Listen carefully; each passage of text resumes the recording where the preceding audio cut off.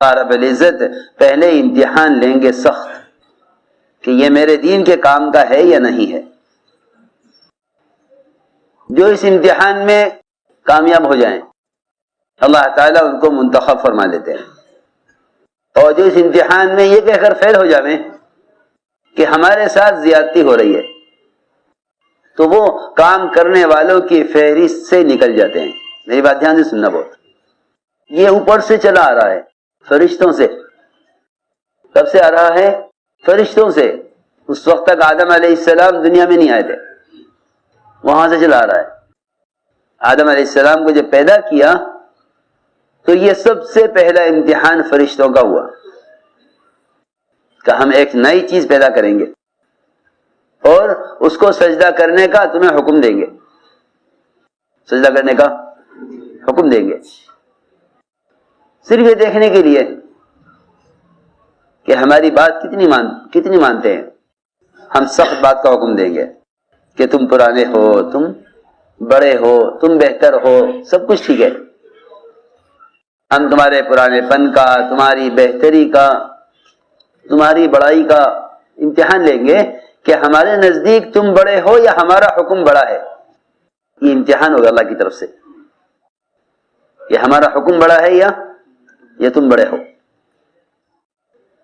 کہ جتنا اللہ بڑے ہیں اتنا اللہ کا حکم بڑا ہے. جتنا اللہ بڑے ہیں اتنا اللہ کا حکم بڑا ہے. یہ سخت امتحان ہے کہ سب کو حکم ہوا کہ آدم کو سجدہ کرو. سب کو حکم ہوا کہ آدم کو سجدہ کرو. سب نے سجدہ کر لیا سوائے ابلیس کے کہ نہیں یہ میرا کرنے کا کام نہیں. انا خیر من، کہ میں ان سے بہتر ہوں. یہ نئے ہیں، میں پرانا ہوں. یہ مٹی سے، میں آگ سے. فرق کہ اس فرق کی وجہ سے میرے ساتھ ہی زیادتی ہے. سنو دھیان سے سننا. تو اجتماعیت سے اور فرشتوں کی فہرست سے نکل گیا. امتحان تھا سخت. ہم دیکھیں گے کہ اب تک کی فرشتوں نے جب تک عبادت کی ہے ان میں کوئی ایسا تو نہیں ہے کہ ہم ان پر حکم لاویں ان کی طبیعت کے خلاف اور یہ اس کو پورا کرنے سے انکار کر دیں. پہلا امتحان فرشتوں کا.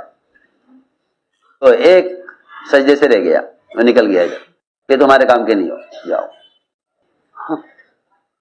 حکم لائیں گے طبیعت کے خلاف، مرتبے کے خلاف حکم لائیں گے کہ ادنا کو سجدہ کراویں گے اعلیٰ سے، اور پرانے کو سجدہ کراویں گے نئے کے سامنے. سنو، ہم دیکھنا چاہتے ہیں کہ ہماری بات کتنی مانتے ہو. کیونکہ سارے دین کی بنیاد اطاعت پر ہے. انبیاء کی بعثت ہی اطاعت پر ہے. انبیاء کی بعثت محض اطاعت پر ہے کہ یہ ہماری کتنی مان کر چلتے ہیں. چنانچہ ابلیس نکل گئے فہرست سے. اس کا انکار اللہ کا انکار نہیں ہے، اس کا انکار اللہ کے حکم کا انکار ہے. اس کا انکار ہے حکم کا انکار. اللہ سے تو شیطان ڈرتا ہے. انی اخاف اللہ رب العالمین، یہ کہ قرآن میں ہے کہ میں اللہ سے ڈرتا ہوں. اس سارے خوف کے باوجود اور اس قرب کے باوجود اور اتنی عبادت کے باوجود محرومی کا سبب کیا ہوا؟ انا خیر من، کہ میں آدم سے بہتر ہوں، مجھ سے اس کو سجدہ کروانا یہ میرے ساتھ زیادتی ہے. یہ ایک امتحان فرشتوں کا. پھر امتحان ہے انبیاء کا. پھر امتحان ہے انبیاء علیہ السلام کا کہ ہم انبیاء علیہ السلام کو بھی سخت سے سخت امتحان میں ڈالیں گے، یہ دیکھنے کے لیے کہ یہ ہماری چاہت کو، ہمارے حکم کو اپنی چاہت پر کتنا مقدم رکھتے ہیں. سب سے بڑا امتحان ہے ابراہیم علیہ السلام کا کہ بیٹے کو ہمارے لیے ذبح کرو. ہمارے لیے بیٹے کو ذبح کرو. یہ حکم ہے. ہم حکم دینے میں یہ نہیں سوچیں گے کہ یہ کیا کر سکتے ہیں کیا نہیں کر سکتے. یہ نہیں، ہم حکم دیں گے یہ دیکھنے کے لیے کہ حکم پورا ہوتا ہے یا نہیں ہوتا. تو سب سے بڑا امتحان یہ ہے کہ بیٹے کو ذبح کر دو. بیٹے کو ذبح کر دو، کیا حکم ہے؟ تو فوراً حکم پورا کیا، اور بیٹے نے باپ کی بات کو قوت دی کہ جو آپ کو حکم دیا گیا ہے اسے پورا کر دیجیے۔ ابراہیم علیہ السلام نے اس میں تاخیر نہیں کی، تاخیر نہیں کی، کیونکہ یہ بات ثابت ہو گئی ہے کہ امتحان میں جو حکم پورا کرے گا اس کا نقصان نہیں ہوگا، یہ پکی بات ہے، کیونکہ حکم ہمارا ہے، ہم ضائع نہیں کریں گے۔ آج مرتبہ آدمی حکم پورا کرنے میں یوں ڈرتا ہے کہ ہم ضائع ہو جائیں گے، ہم ضائع ہو جائیں گے، کہ نہیں، ضائع وہ ہوتا ہے جو حکم سے انکار کر دے، شیطان وہ ضائع ہو گیا، جس نے حکم پورا کر دیا کہ اس کو ہم ضائع نہیں کریں گے۔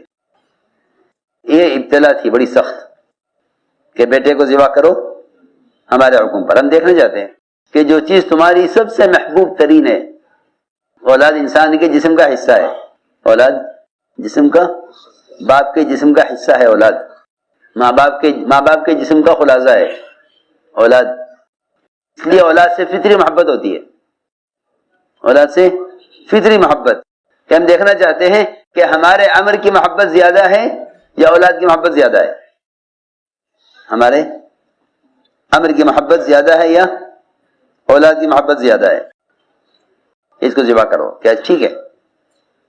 ہم یہ نہیں پوچھیں گے کیوں، ہم یہ نہیں پوچھیں گے کہ کیوں کر رہے، کیونکہ کسی حکم کی علت کا پوچھنا، کسی حکم کی علت کو پوچھنا کہ یہ حکم کیوں دیا جا رہا ہے، کسی حکم کی علت کا پوچھنا نافرمانی کے لیے کافی ہے۔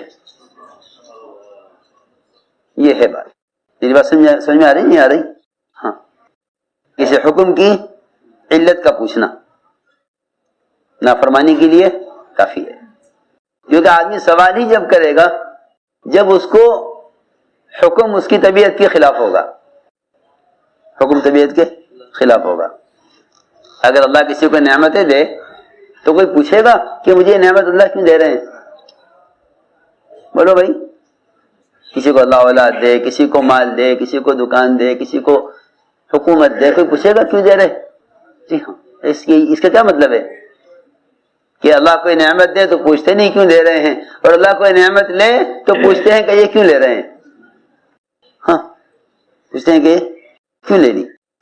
تو میں نے عرض کیا کہ نافرمانی، ناشکری، اور ناشکری کے لیے اتنا کافی ہے، اتنا کافی ہے کہ بندہ حکم کی علت پوچھے کہ اس حکم کی کیا علت ہے، کہ نہیں، حکم کی کوئی علت نہیں ہوتی، اگر حکم میں علت ہوتی تو اللہ حکم نہ دیتے، کیونکہ اپنے بندے پر ظلم کرنے والے نہیں ہیں، بندے پر ظلم کرنے والے نہیں ہیں، جی ہاں، وہ اپنے بندے پر ظلم کرنے والے نہیں ہیں، اس لیے اللہ اس کا حکم دیں گے جس کو بندہ کر سکتا ہے۔